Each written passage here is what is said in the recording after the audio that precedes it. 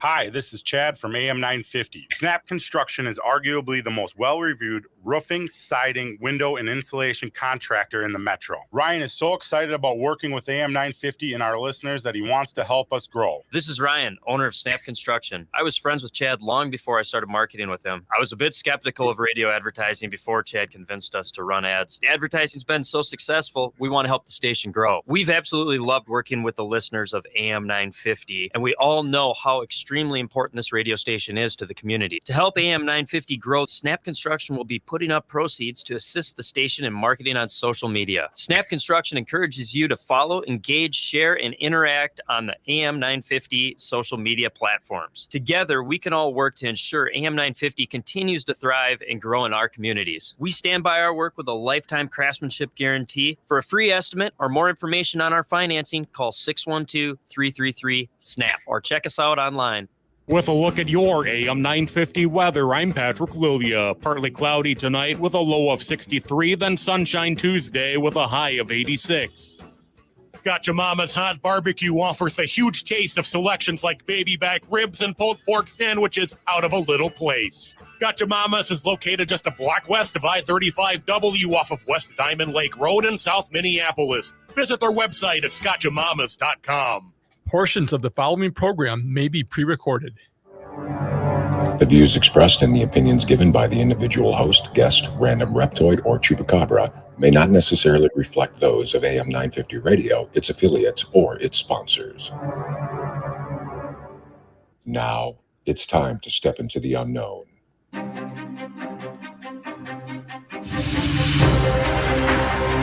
There are things people experience but never talk about. A shadow moving in the corner, flickering of the lights, a disembodied voice.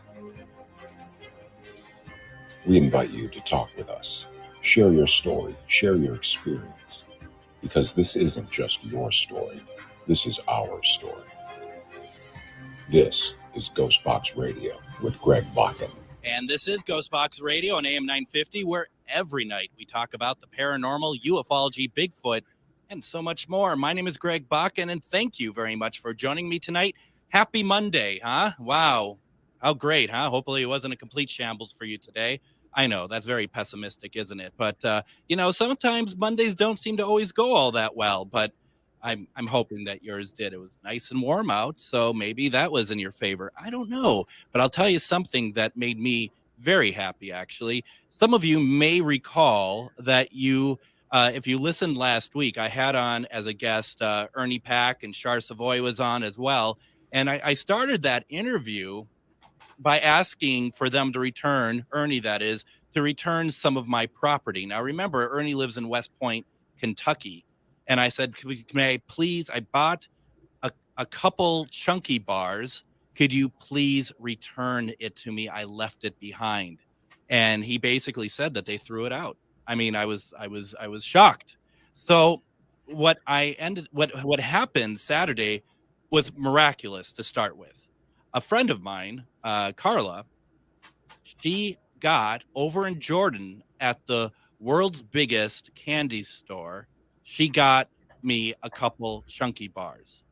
And I didn't know that they were in Minnesota at all, anywhere. And I was just really, I was humbled that an angel came down from heaven and provided me with these chunky bars that Ernie Pack refused to even consider sending my way. He just thought that it was something to be thrown out. And, I just want to say that there are good people in Minnesota, and Carla is one of them. And thank you, Carla, for saving the day, saving the year. And I had one of the chunky bars on Sunday night, and it was delicious. And I was really excited to be able to have one of those. I haven't had them in a long time, not since West Point, Kentucky. And it was a nice little treat. I've not been out to the world's biggest candy store. I'm going to. One thing I want to see when I go out there, they have a full-size TARDIS. If you've ever seen Doctor Who, the police box, it has a full-size one of those out there, and that's pretty cool. But yeah, no, it was very interesting to get one of those, and they call that retired candy, I guess. Candy that's not I mean, it has to be made still. I mean, right? It's just probably less volume because, I mean, it's not old candy. I'm not eating candy from 1987. I mean, they obviously have been making them, but they must just make them in very low dosage for the world's largest candy store, as well as West Point, Kentucky. Clearly, unfortunately, one of them had been thrown away. So tonight, I'm really excited. I am really excited about this. I have wanted to interview somebody from MUFON for a very long time, and I just was very excited when I reached out to my guest tonight that he was very open to talking and having a good conversation. I don't know. We all know what MUFON is, but do we know what MUFON is, if that makes sense? You know, I think that there's a lot of, I wouldn't go as far as confusion, but maybe we all see just one angle of it where there's a whole lot more. So I am very excited. I have with me today the Minnesota chapter director of MUFON, Tom Maher. Tom, welcome to GhostBox Radio. Hey, Greg, thanks for having me on. But before we jump into everything, I do have a little bit of a bone to pick with you. I got to start off right away. I got to let you know I really, really resent the suggestion that I may be just some random reptoid. I'm actually a very specific reptoid, so there's nothing random about my reptoidiness. So just want to make sure we're clear on that. So. No, well, you know, that's because, you know what, here's the thing. Okay. That's not directed at you because you aren't a random reptoid. You are a very important reptoid. Oh, okay. Thank you. I don't think I've said it enough to you. So I do apologize for that. I appreciate that. I appreciate that. Folks, if you have a question for Tom tonight, we're not taking phone calls, but you can put it into the comment section of any of the Facebook Lives, LinkedIn, Twitter, YouTube, whatever. If you want to ask him a question about what it's like to be a reptoid, I would highly recommend that as well. I've wondered for a long time. But the winters are difficult. I'll say that the winters are tough for the reptoid. So do you shed? Like, do you have like your entire like skin kind of sheds? And there's like just because reptoids do reptiles do that, don't they? Or do I not know anything about them? Now you're getting a little personal, Greg. You're getting a little personal. Well, you know, I mean, we're going to cover topics that maybe people don't want to talk about. Okay, fair enough. Yeah.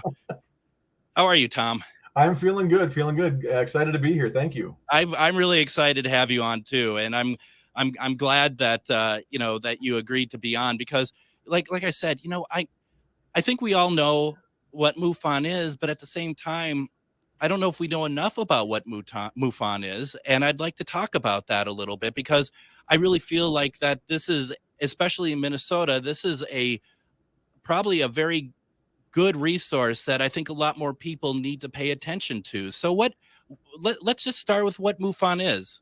Yeah, I do want to touch on something you said just a second ago too, as far as people knowing about us. A lot of people do know about us, but you know, occasionally we'll still get cases in where someone will have something happen to them and they'll document it and they'll go, boy, I wish I had some place to report this to. Then they'll find out, oh, what's this MUFON thing? MUFON existed and they can report to us.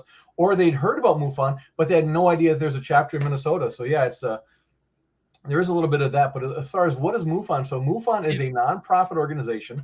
We're all actually private citizens, so we're not government, we're not military, and we gather extraterrestrial and UFO sightings from the public, and so our mission is we investigate UFO sightings for the benefit of humanity, collect the data and benefit for humanity. So it's a place where people can go and submit the reports and sightings. And we will actually take their sightings and we will investigate them and try to determine what happened, because some of the sightings are really disturbing and upsetting to people and they really want to know what it is. Some people aren't so upset, but they're just that curiosity, they want to know. And we do try to follow a very scientific process in determining what it is that people are seeing and experiencing and helping them get to that conclusion. So that's great. And I mean, I think you know, first of all, I mean, I don't know if this is something to look down at me about or just that you accept or whatever, but you know, I've saw on an episode of Ancient Aliens. I mean, that's my level of in-depth reporting here. But an episode of Ancient Aliens, one thing that I was really that took me by not surprised, but it was actually really impressed with. They brought some people out from whatever chapter of MUFON that was in the area that they're filming, and they ended up having they're talking about the skill sets of these investigators, and they were extraordinary. They're both ex-military. They were both like really it's not something like if I was like, if I'm Greg Bakun and I'm like, I would like to be an investigator at MUFON, I could not do what they're doing because their skill set was so impressive. Right. Yeah, and actually, I think if it's the same episode that I'm thinking of, we actually had 2 of our field investigators were involved with that episode too. I don't think they appeared on camera, but they were out there working with them on that episode. So yeah, and it is a wide variety. Your average person can become a field investigator. It's not an easy thing to do, but it can be done. And we do appreciate people of different skill sets because that's needed. I mean, one of our chief investigators, he was from the military and he's got some radar background, so he's very familiar with radar and stuff. We have one former field investigator who is a meteorologist, so he's very familiar with weather phenomena and how that works. And one of our current field investigators, she's got a nursing background, so like data and evidence and physical things and collecting stuff. She's very skilled and knowledgeable about samples and specimens and how to do those things. And one of our other current field investigators, he's a helicopter pilot, so he knows about flying and what's in the sky and what's not in the sky, what looks right. So and it would be perfect if all chapters could have all these areas of expertise, but that's just not the case. It's you kind of get what shows up and what has that interest. So we like to have a lot of diversity. And we did have a lot of ex-military in our chapter. I don't know we've got so many ex-military right now, but yeah, that's always another great resource of people, credible witnesses and people who kind of really know what they're talking about, really understand that. So we don't all have the nice spread and mix, but we do what we can. So and it makes sense that, I mean, like you said, it depends on what you have in the area, but it makes sense that you're going to try to find people of those skill sets because you need to have people at those skill sets to do some proper investigation. I mean, I could have all the passion in the world, but if I don't know anything about any of that, I am going to be useless to you. Well, to be a field investigator, you get some training. There's a field investigator manual, so you learn some stuff from that, and you'll work with other field investigators, so you learn. So we do kind of rely on each other too to help each other learn. Yeah. I try to run a field investigator training here in Minnesota every month, and we're just talking about different skills and mindsets and how to do different things. So it's all about kind of educating each other and supporting each other and making each other better field investigators. So we're doing a better job, So well, and I'm sure, and we're talking with Tom Maher, who is the Minnesota State Director for MUFON. And the thing is, like Linda puts into the comments, she says about a year ago, she went through the MUFON process in California to turn in an image that she took with her cell phone. They have forms and to share the particulars of the event. And I have to think that there's a lot riding on everything that is turned into MUFON in the sense of MUFON's reputation, and that it can't just be like, I'm just looking at it and this looks like a UFO or something. So the standards have to be pretty rigorous, I would think.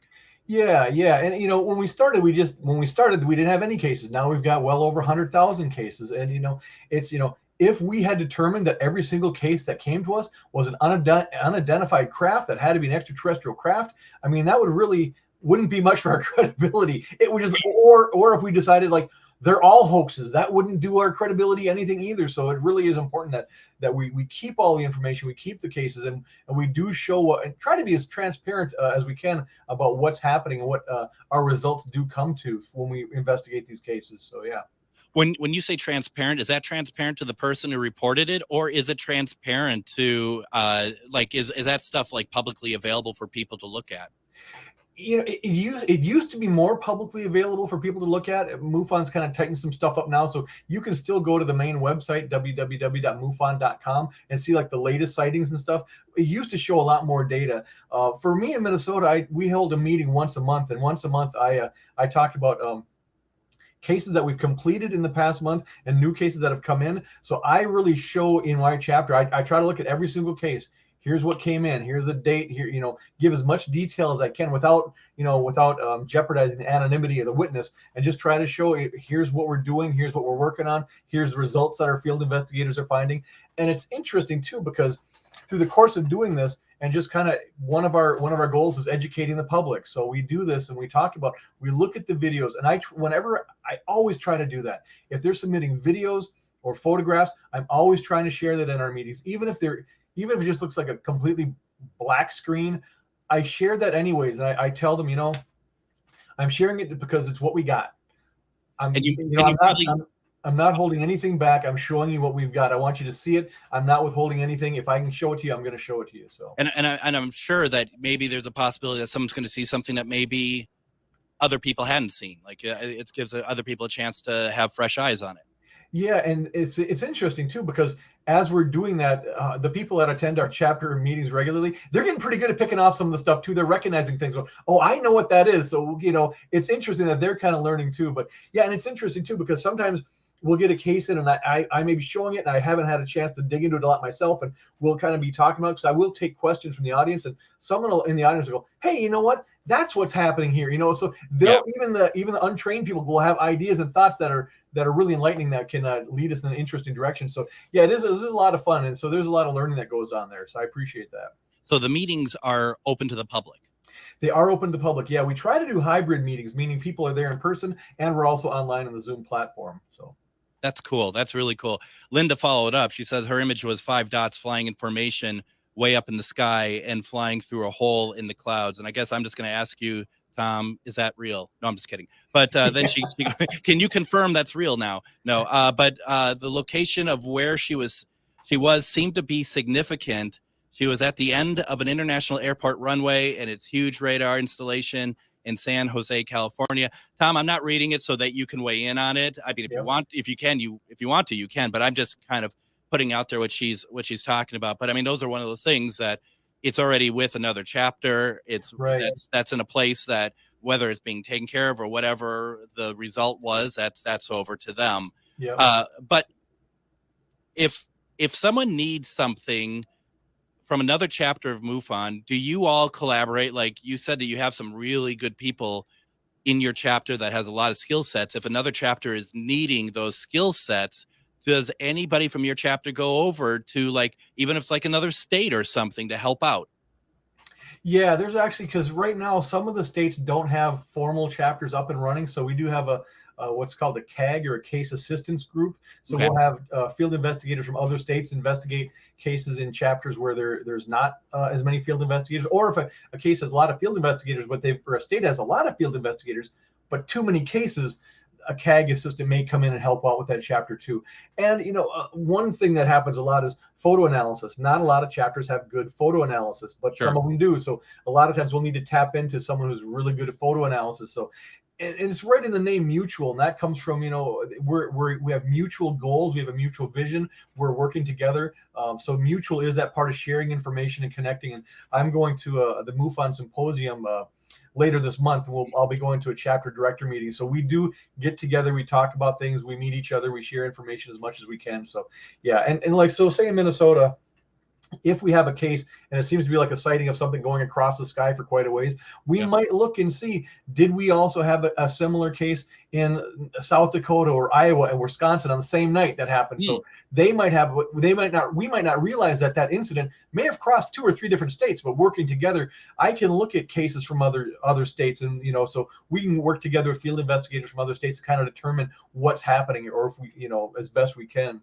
That's fantastic. Now, before we go into break, folks, I do want to let everyone know that we are still giving away tickets to the Universal Pictures film, The Last Voyage of the Demeter. We have advanced screening tickets for Wednesday, August 9th at the Rosedale AMC.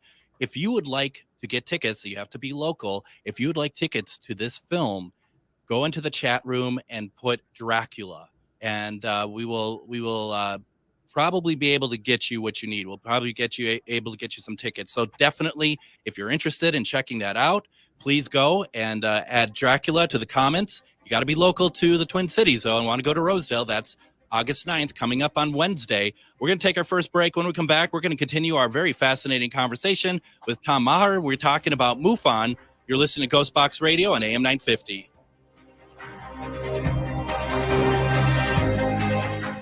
Reach your highest level of consciousness and well-being with MetamorphosisConnections.com. MetamorphosisConnections.com is an online directory of the best holistic and metaphysical practitioners to help you make your most informed choices. You can search MetamorphosisConnections.com for classes, events, wellness and life coaches, plus metaphysical products and shops. You can also search for a wide array of healers from all modalities, including EFT, sound healing, energy healing, light therapy, ancestral healing, shamanic healing, reflexology, past life regressions, hypnotherapy, yoga, and more. And if you're not sure where to start, the search feature on metamorphosisconnections.com is tailored to help both those who know what they are looking for and those who are just starting. Come explore the possibilities for your higher self by visiting metamorphosisconnections.com. Their experienced practitioners can guide both beginners and those that are already on their spiritual journey. That's metamorphosisconnection.com, your link to direct you on your spiritual transformation. Cafe Latte offers made-from-scratch soups, salads, sandwiches, and mouth-watering desserts. So come check out their pizza and wine bar, or get a treat from the bakery made fresh daily. Plus, you can still do online ordering and takeout, along with gift cards. Just go to cafelatte.com and choose from their ever-changing selection of award-winning salads, sandwiches, and soups. Cafe Latte is located off Victoria and Grand and online at cafelatte.com. Hey, it's Patrick for Zero Res. Believe it or not, barely a month from now, the kids will be back in school. So while you're getting some fresh looks for your kids before they head back, make sure to get a fresh look for your home, too, with my cleaning heroes at Zero Res. Carpets, tile, rugs, upholstery, basically every surface in your home can be Zero Resified, so it's time to call the cleaning pros at Zero Res. It's also the height of the summer allergy season, so it's the perfect time to get your air ducts cleaned. Get that nasty pollen and dust that's been swirling through your air conditioner out of your home. This month from Zero Res, get 3 rooms of carpet cleaned starting at just $129 and take $75 off an air duct cleaning. You owe it to yourself, your kids, and your home to get the fall off to a good start. Call Zero Res today, 952-ZERO-RES, or schedule an appointment at ZeroResMinnesota.com. Zero Res, backward or forward spells the same. And we're just over a week away from our great big Dave Schrader event over at the Anderson House in Wabasha, Minnesota. That is August 18th through 20th. Like I said, over at the Anderson House in Wabasha, Minnesota. For those of you who have followed him on Darkness Radio, who have also been watching him on the Holzer Files and so many other programs, listening to him on the Paranormal 60, we have just a handful of tickets left. No room left in the hotel itself, but we offer options where to stay. But it's going to be a fantastic event. Go to charvinity.com. On the menu, look for events, and you're going to find what you're looking for. And, just go ahead, get a ticket. It's going to be a lot of fun. And it's the first time that Dave has ever investigated there. So it's going to be a real special occasion. And we're going to be doing a live recording. I hate it when people say it. We're doing a recording of GhostBox Radio Saturday there that we're going to air on Monday with Dave as a guest. So it's going to be a lot of fun. And I'm really looking forward to it. I hope that some of you decide to check it out at least and see what we have going on. We have the full itinerary of the event on charvinity.com. In the events, look for the Dave Schrader event. Now, we have Tom Maher, who is the Minnesota State Director of MUFON on today, which is very exciting. But, Tom, I'm going to be honest. I also have a bone to pick with you. And I don't – it's not your fault, but because you're here, it's kind of – probably is. But it's going to have to be your fault. UAP versus UFO. I had this conversation with a mutual friend of ours, Erica Lukes, and she was on about 2 weeks ago. And she, name dropper as she is, she's like, because I said I don't like the term UAP, and she's like, oh, I know the person who made the term, blah blah blah. I still don't like the term UAP. Okay, I'm just going to say it. I know I can't change it, but I'm against it 100%. Can't we just? And she had a very good reason why it's UAP, but I still want it to be UFO only. Okay. Yeah, I won't hold that against you. So. Do you feel the same, or are you're just being nice? Do I feel the same? I'm fine with either one. UFO is something more common. People get it. People understand. UAP is not as common. People don't know about it as much unless they're kind of in the field a little bit more. So I don't take issue with either one. UFO is more common, but I'm certainly fine with UAP, and I understand both. But the public obviously is not as aware of UAP as they are UFO. But it doesn't make a whole lot of difference to me. So what did Erica Lukes have to say about it? I'm curious, because she's the real deal. So she is the real deal. And remind me again, because this is going to help prompt me. UAP stands for what again? Because I don't even want to learn that. So what UAP unidentified aerial phenomenon. I think she said the reason why they switched it was because flying saucer is so specific. Right. And actually it might even be unidentified anomalous phenomenon. And not the aerial, it's anomalous, I believe. I think it's anomalous. You're right. I think it is. And I was just like, I can't argue that. I know that this is, that we're living in a time that we got to make everyone feel good, including the aliens. And, but I just, I'm those reptoids. We don't need to make the reptoids feel good. Well, I know you think I have an anti-reptoid agenda, and I guarantee, Tom, I don't. I really do feel for the reptoids. But you're the only one that's come out, even though I suspected many before on my show. They're a very misunderstood bunch. So I'm for your cause. Trust me. I watch V all the time. Right. So, right. Yeah. So there's a lot of like famous sightings and stuff out there that people attribute to being UFO, UAP, whatever else. Mm-hmm. There's a couple that I've always been interested in. Is there any that have been like made the news that you're actually like, and I don't mean like the stuff from the congressional committee, but I mean like stuff from the past that have been kind of floating out in the ether for years that you're just like, I think that could very well be something. Well, I mean, when you talk about Minnesota, the one case that usually always comes up is the Val Johnson case from up in northern Minnesota. I'm not sure if you're familiar with that or not. I am, yes. So that's definitely one that's out there where you kind of got to go, yeah, there's something to that. You can't just write that one off. So, but and that's the police officer, right? That's former Deputy Val Johnson. Yep. Okay. There's been a couple of the shows on Discovery Plus that I watch, UFO shows, that one covered that one in great detail for those who want to check that out. I mean, there's two, and I had Chase Klotsky on before. Oh, yeah, and I've had two that have always, that I made her, and I admit it, I made her talk. I'm like, I want to only talk about this, and she's just like, oh my God. But one is the battle for Los Angeles in 1942, isn't it? Right. Yep. And then the other, and I'm actually posting about it on my Facebook page this week, is the UFOs over the U.S. Capitol in 1952. Yeah. Yep. What are your thoughts on those? Not to put you on the spot, and you don't have to answer if you don't want to. I'm just curious what you think about stuff like that, because I'm very fascinated by them. I am happy to talk about them, but before I do that, though, I kind of feel like we threw out the Val Johnson case, and I'm wondering, maybe a lot of your listeners aren't familiar with that. Should I do a quick recap on what that is? I would love that. Thank you. Cool. So this took place back in 1979. Val Johnson was a deputy sheriff up in the northwestern part of Minnesota, actually very close to the North Dakota border. He was on patrol one night. It was well after midnight. He was driving down the road, and on the cross street, he saw down the road what appeared to be a light sitting there. He thought it looked odd. He thought it didn't seem to be on the ground. It could have been like an airplane. He thought, is this an airplane coming down, an airplane landing? He wanted to go investigate it. He took a turn onto the road, was driving down toward it. I think he said he was about a half a mile or a quarter mile away from it. And all of a sudden it was instantly on top of him, on top of his craft. It just like almost instantaneously was like impacted his car. He was knocked unconscious. He was spun off the road. Came to consciousness. Another officer came to assist him. He had what was kind of like mild welder's burns to his eyes. So a lot of strange, unusual damage to his car. Yeah. His car is actually now, they didn't repair it. They actually put it in the museum up there in northern Minnesota. So, wow.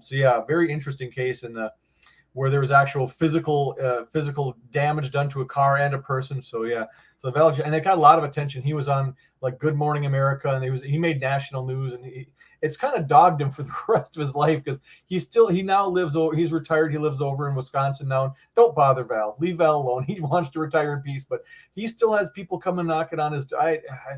Some local news channel wanted to interview me a year or two ago, and of course they heard about Val, so they had to run out to Wisconsin and knock on Val's door. As I told him, leave him alone, but they had to check him anyway. So, and he's very polite, very nice, very congenial, but he would really like to be left alone. He was never searching for the spotlight, and And initially, he didn't think it was a UFO or an extraterrestrial craft, and now he's kind of thinks it probably was, but he's still kind of undecided as what that was. So that was a really high-profile case here in Minnesota. So I find that to be like almost more validation for me personally when someone who has experienced something like that doesn't want to talk about it. That right. they did their bit by explaining to other authorities or however it worked at the time. But now it's like, I don't want, I don't, like you said, he doesn't want the limelight. He's not writing a book about it. He doesn't want a TV film or whatever. I find that to be very validating. Yeah, I mean, he was, as I understand it, he's a very good deputy, very by the book, very methodical, and a great witness. So yeah, just a all-around stand-up guy from everything I found out about him. So yeah, just a really good case. So so the Battle of Los Angeles, yeah, I've seen interesting things on that too. Is the question, what is going on there? What was going on there? I just kind of want your opinion of it, and if you or I could talk about what's going on in there actually too, if you want. Yeah. So my opinion of it, when you've got all those shells going off and all that air fire happening, especially during that time, you can't really write that off as going, oh, it was just the military testing and military practicing or whatever. Not over civilians like that. The military, no. I mean, whether you like the military or not, whether you like the government or not, they just don't shoot off live rounds over civilian populated areas. They just don't do that. And having all that shrapnel and stuff raining down is just, there's just so much evidence there that something very unusual did happen. And to write it off as something simple, I don't think it's that simple. So, yeah. No, it's always a shame. And this happened during World War II in Los Angeles and around Los Angeles. And something came through. And obviously, the first thing that people think is something's flying through the air. Is it a Japanese ship of some kind? Is it an enemy ship? What is this? And this didn't fire on anyone, though, did it? Not that I'm aware of, no. No, it was, but I mean, as far as the military is concerned, and like you said, whether you like it or not, it's a time of war. If they can't recognize it, they're going to fire on it, and they did, and to my knowledge, there's only like 2 pictures, isn't there? And they're both basically the same.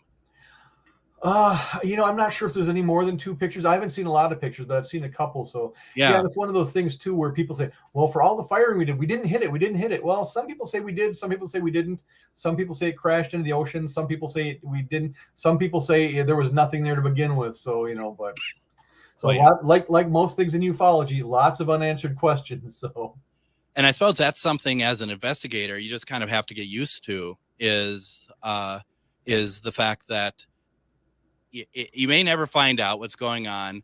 And I'm also assuming too, probably one of the worst things to happen is that we could create like CG UFOs on our phone and record them. And 99% of the time, they're probably very, very fake. But have you run into some that are just like, well, it's not too terribly bad looking, that it makes you pause to wonder if that's actually something of interest? In Minnesota particularly, or in general? Well, I guess I mean just like the way that people are trying to fake evidence, fake stuff, fake, imagery and fake video of UFOs in the air. Yeah. It's funny because they can get really good and try to fake this stuff, and it can be very convincing. And sometimes too, when you've seen so much fake stuff and so much stuff that's not real, sometimes the real stuff can look so unusual. You think, oh, that's got to be fake because it looks so different than everything else. It looks so unusual, and it's not. So, but yeah, we don't get a lot of hoax stuff, but we do get a little bit of it. So, but we've got very good photo analysts and video analysts that can help us out with that kind of stuff. So yeah, that's super important. I remember the very first episode. I'm sure you know what I'm talking about here. Paranormal Caught on Camera, and they had the very first episode. One of the first stories that they had was ships that are over Shakopee, Minnesota, and they are in formation, a circular formation up against the clouds. People think that it's that the lights are coming through the clouds, and what it was is the casino lights from Mystic Lake. Yeah, we still get Mystic Lake casino lights cases, I'd say twice a year, Oh, wow. Obviously, it's not for people that live down there, because the people that live down there, they see that all the time. They know exactly what it is. but it's the people who aren't from around there that see it. And it does look very unusual. It does look like there's something up in the clouds. It's very impressive. But yeah, it's the Mystic Lake Casino lights, that does happen. But as far as, not having answers to the questions, that's the funny thing. Human beings, we love the answers. We love to have completion. We love closure. And I really have tried to embrace living in a state of possibility, living in a state of uncertainty, living in a state of not knowing the answer, and being okay with that. Because, even some of our cases where we think we figured it out, we've got it, more evidence comes in, we have to reevaluate, we have to change it. And, we're always learning. So I try to be okay not knowing the answer, because it leaves me open to possibilities. Once you decide something is something, you cut off all other possibilities, all other alternatives. And I try to really stay open to those as much as I possibly can. So you probably then don't have any preconceived notions maybe of anything. And and what I mean by that, where I'm going with this, is like, if I were to say to you, do you think that there's grays that are working with the government? Do you think that, that we're reverse engineering? Do you think that we have any crashes any nearby? Would I be correct in thinking that because there isn't really anything to prove that, you personally may not want to even consider that, because there isn't anything that you can hang your hat on for that? Well, I would certainly consider it. I wouldn't rule anything out. The phrase that I usually use is, my jury's out on just about everything. So sure.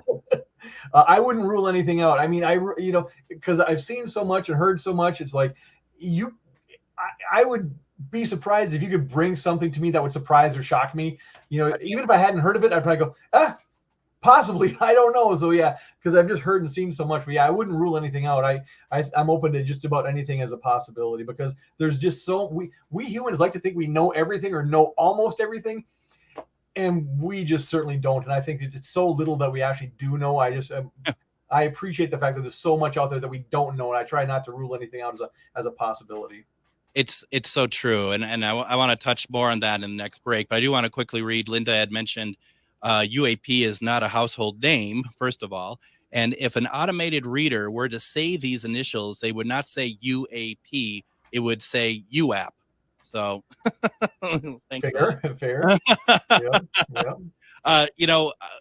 Tom, what I want to do is I want to take another break here. Sure. And when we come back, I'd like to talk with you a little bit more about the congressional hearings that happened a couple of weeks ago. I want your thoughts on it. And folks, if you would like to get some tickets to the Universal film, The Voyage of the Last Demeter, we're giving away advanced screening tickets right now. You can put into the comments Dracula. It's for local, though. It's at the Rosedale AMC. So if you're listening to us somewhere else outside of the Twin Cities, we probably won't be able to do that for you. But if you are around, you will put Dracula into the comments, we'll take care of you. You're listening to GhostBox Radio on AM 950. If you own a holistic or metaphysical business and are looking to expand, then you need to be listed on metamorphosisconnections.com. It's a network where you can grow with like-minded practitioners and reach new clients. Metamorphosisconnections.com is an online directory you need to list yourself and your business. Our platform makes it easy for you to create listings of your products and services, and you can also choose to list your classes, events, and so much more. Metamorphosisconnections.com helps you create weekly and monthly promotional ads targeted towards your potential clients and promotes them for you via social media and newsletter. There are clients searching for your specialty right now. Let us help them find you. Start your listing today so you can share your own unique gifts and talents by finding the level of membership that best fits your needs. Let us help you reach your clients that are searching for what you do. Visit metamorphosisconnections.com and sign up today. Eat Local Minnesota is a great way to find locally owned Minnesota restaurants and food purveyors. You'll find high-quality food and unique eating experiences with dishes from around the world. Just visit eatlocalminnesota.com for your next meal. Crooner Supper Club invites you to Maggie's Lounge, an exciting new bar lounge. It's open Wednesdays through Sundays beginning at 4:30 for cocktails and light fare. And you don't need a ticket to enjoy the great atmosphere of Maggie's. So stop by Crooner Supper Club off Moore Lake and Highway 65 for dinner, drinks, and live music from both big-name local and national artists. Cafe Latte combines a cafe dining experience with gourmet quality food. Plus, you can still do online ordering and takeout along with gift cards. Just go to cafelatte.com and choose from their ever-changing selection of award-winning salads, sandwiches, and soups. Cafe Latte is located off Victoria and Grand and online at cafelatte.com. With a look at your AM 950 weather, I'm Patrick Lilia. Partly cloudy tonight with a low of 63, then sunshine Tuesday with a high of 86. Gotcha Mama's Hot Barbecue offers the huge taste of selections like baby back ribs and pulled pork sandwiches out of a little place. Gotcha Mama's is located just a block west of I-35W off of West Diamond Lake Road in South Minneapolis. Visit their website at scotchamamas.com. And join us tomorrow on GhostBox Radio with Greg Bakun. We are going to have on the French Quarter psychic medium, Maria Shaw. It's going to be the first time that I have been able to interview her on the show. Guest host Char Savoy has had the absolute pleasure of interviewing her every time she's been on my show. But tomorrow I'm going to have that opportunity to talk with Maria. And as a bonus, we're going to have Miss Char Savoy with us as well. It's going to be a great conversation. We're going to have them on because this Saturday and Sunday, August 12th and August 13th at the Minneapolis Airport Marriott, there's going to be the Minnesota Psychic Fair that's put on by Maria Shaw. Both Char Savoy and myself is going to be at the fair. We both have a table there, and we're both speaking Saturday afternoon at, I believe, 4 p.m. We'll talk more about what we're doing tomorrow, talk about the fair itself, but also really going to delve into the gifts that both Maria and Char have. It's going to be an incredible conversation tomorrow. Wednesday, we're going to be doing Unlocking Your Multidimensional Self with Kedrick Olson. We've had him on before. Always a great conversation. We're going to talk cryptids on Thursday with Robert Robinson. Going to talk some Bigfoot. We're going to maybe talk some Reptoid. We'll see. Uh-oh. And then Friday, of course, is Casual Friday as we talk about paranormal news, oddities, and your comments and letters. What's also really not for the person I'm going to talk about here. Friday, we talked about that documentary about the exorcism that was directed by Friedkin, William Friedkin, right? Who did The Exorcist, and found out he passed away today. So we were talking about him Friday. He passed away today at the age of 87. And I mentioned it to Adam, who's in on Thursday and Fridays. And he's just like, there was somebody else that he talked about the other day and they died. So number one, Adam, don't ever talk about me. And secondly, Adam's like, I should start talking about a few other people. I'm like, Adam, don't even go there. So it's going to be a great week, but we're finishing up our conversation here with Mr. Tom Maher, who is the Minnesota State Director for MUFON. Been really enjoying this conversation, Tom. Thank you so much for being a part of it tonight. Sure, happy to do it. And so a couple weeks ago, we had congressional hearings on UAPs, and I find it to myself to be a bit of a mixed bag. Personally, it was just so happened that night we had Miss Erica on, just serendipitously. I did not plan this. That sort of thing never happens to me where it works out. And it was a very sobering conversation, I think. I'm curious what your thoughts were of those hearings.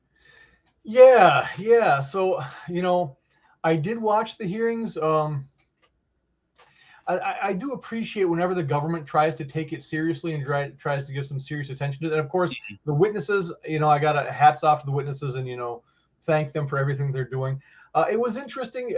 I did find myself getting triggered about some stuff. I did find myself getting a little bit agitated and irritated, but that happens. Despite my fact of trying to be very optimistic, I do end up being very cynical sometimes watching that. And there was one guy who was, I think he was questioning, and I don't know if he was trying to make the whole topic seem ridiculous or ludicrous or improbable, but he said something to the effect of, well, you've got these systems that are billions of light years away, and you're going to tell me they're traveling billions of light years. They get all the way here, and then they crash. And I'm like, okay, I don't know if he was just trying for hyperbole or to be ridiculous, or if he didn't crack a book in high school or what the deal was, but systems that are billions of light years away, billions of light years. So, I'm always open to being wrong. So I decided I'd double check my math. And if my math is correct, our Milky Way galaxy is 100,000 light years across. So not even a million. So he's talking about systems that are billions of light years away. So unless he meant billions of miles, maybe he meant billions of miles, but billions of light years, we're not talking about that. And the other thing with that is too, when he's talking about these great distances, how could they travel this far? And he's thinking in a very human way of traveling. You know, he's not looking at alternative ways of traveling. We think very much A to B in a very straight line, and that's not necessarily what's happening here. So I had some issues with that. There's something else on that I wanted to comment about too, but maybe it'll come back to me. And they mentioned, go ahead. I was just going to say, I think you really proved the point that you had made in the last segment, and what I wanted to bring up in this segment is that humans always want to have an answer to everything. And they think they know far much more than they really do. And that sort of questioning that, and I remember watching him saying, I don't remember which senator it was, but in my mind is like, some of us humans seem to be so smug that we think we know everything that's going on, even outside the confines of Earth. And that's just ridiculous. You know, the people are like, well, it's impossible for other lives in this universe. To me, that's no different than saying, oh yeah, that the sun rotates around the Earth. You know, it seems to be very old and archaic thinking to me. Yeah, it seems like whenever we humans decide that something's impossible, we eventually determine that it's possible and actually does exist. So yeah. So. Sorry, I was just going to say, I understand that maybe we aren't having aliens visiting us all the time. Maybe we are, but just the idea of that we're alone, that there's impossible that anything else, that any other planet could have life is ridiculous to me. Right. And I forget the numbers that the more scientists look at it, I don't know if they've determined that it seems like at least 50% of the stars they see have planets, or maybe it's like 90%. So basically planets are abundant. And, the more we look at Earth and underwater, and life seems to be abundant everywhere here. There's no real reason to think that it's not abundant everywhere in the universe. So, and those distances I would think are much shorter. And then again, it's that whole, how would we get there? How would we get there? And the thing is too, the whole idea, they've got the technology to come out here all the way here and they would crash. Well, to be realistic, if you're to go back and talk to someone from 500 years ago and show them that we've got cars, and not only do we have cars that can drive themselves and cars that can parallel park all by themselves. And then to suggest to them that, but sometimes they crash. Well, yes, they can hit a patch of ice. There can be a mistake. There can be an error. So just because the technology is so much beyond what someone is used to doesn't mean it's perfect. Doesn't mean there's not accidents. Doesn't mean there's things can't go wrong. So the whole suggestion that, you mean they came all the way here and they crashed? Well, yeah, that could have happened. So. And it's interesting because we had on last week Donald R. Schmidt, who co-wrote a book about Roswell, and one of their beliefs regarding the craft, that it didn't crash into the ground, it exploded in the air because of perhaps a number of factors, such as a lightning storm or the fact that there's so much radar facilities right around that area, maybe confuse a ship or whatnot. And I'm not trying to weigh in on Roswell, but what I'm saying though is that you're right. There is so many different things that contribute. And how many times do we have people in the Air Force taking flights, that they're doing missions and they crash, and it's not because they don't know what they're doing, but like you said, things happen. Yep. Yeah, and they did a number of times. They did mention, if I was in a skiff, I could tell you this. As a skiff, I could tell you that. Which I was kind of okay with. They dropped the phrase national security quite a bit, and I don't want to get too political, but that phrase is getting me really triggering for me, because in the past, someone would say, "Well, we can't discuss it due to national security," and I used to just flat out accept that, going, "It's national security. I can appreciate that. I can respect that. They're trying to protect us.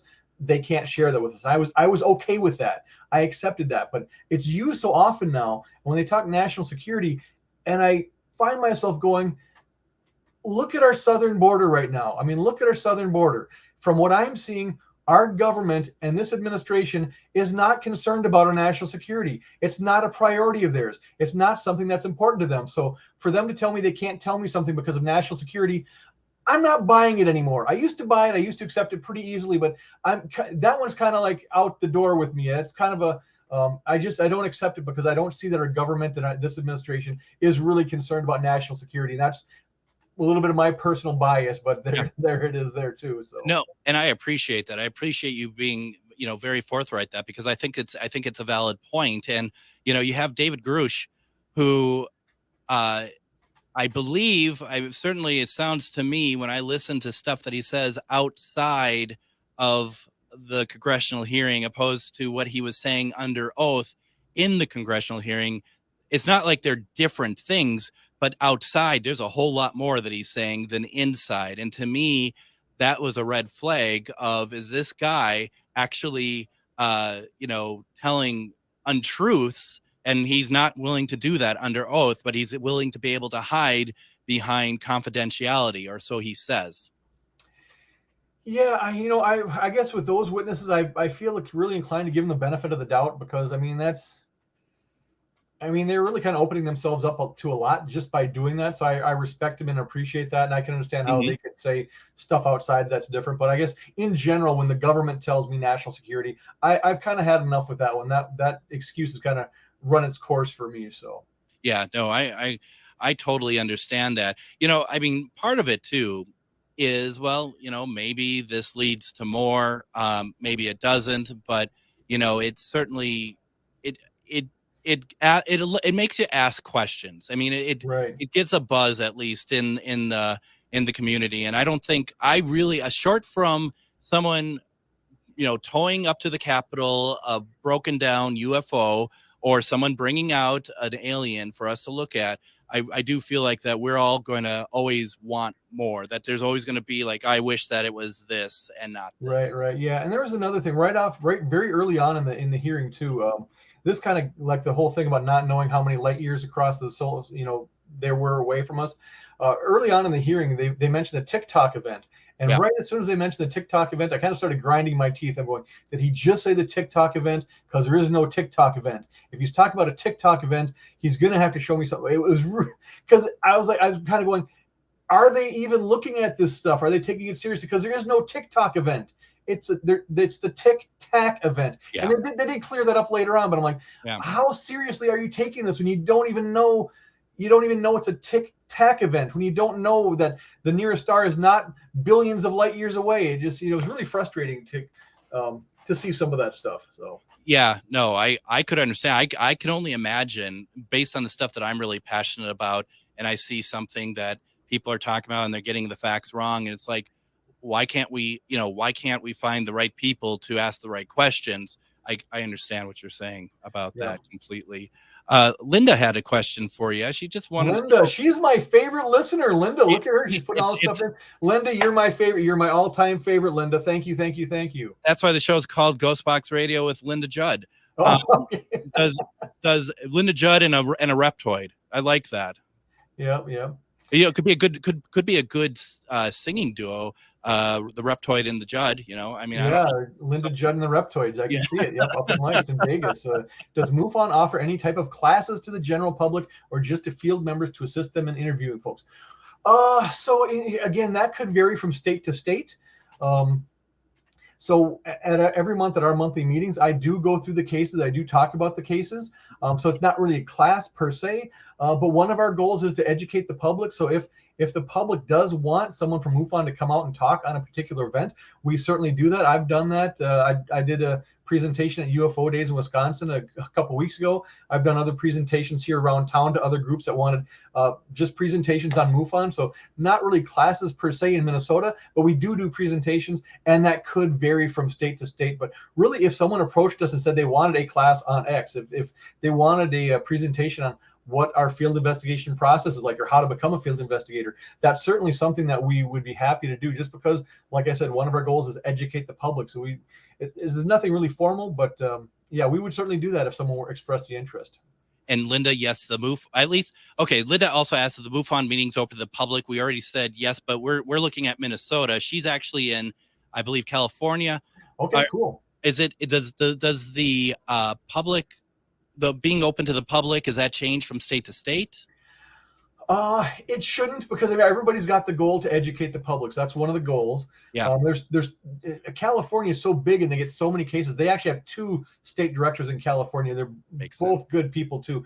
And so their meetings, I think they're both open to the public. I want to say they are. And I know there's like someone in, I don't know if it's Missouri, but they do like a Midwest meeting, and they have it open to like everyone in the country. And we're on Zoom now too, so people from around the world can join our meeting. So yeah, we do want to be part of public outreach and public connection, and educating the public is part of what we do. So I can't imagine they would have all their stuff be off limits to the public. So yeah, there should be something out there for you. So there is a main MUFON website for the Minnesota chapter. How do people get a hold of you? Yeah, so our chapter is www.mnmufon.org. Nice. So we're mnmufon.org, and we're working on updating the site. It's the site behind the scenes that we're launching is much better than what's out there now. So if you see the site and go, oh wow, we've got a much better site we're launching very soon. But so don't judge us on the site we've got out there now. And if they want to, they can send me an email too. My email address is MUFONTom, so MUFON Tom TOM at E as in Edward, P as in Paul, CoachTom.com. So MUFONTom at EPCoachTom.com. And I can help you get connected to everything, get you on our mailing list and whatnot. So. And we'll make that information available so people can who are listening on the radio, and also for those who are just on this chat right now, we'll make sure that's available. Tom, thank you so much for joining me tonight. It was a fantastic conversation. Cool. Happy to do it. If you want me back, just let me know. Oh, we're going to want you back for sure. Thank you, Tom.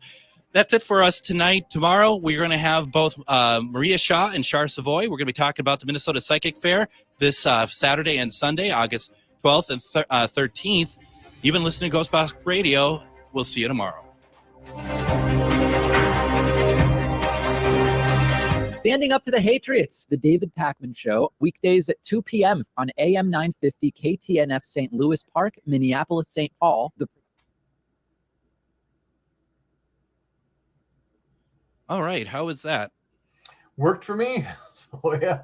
Going to shut this off here.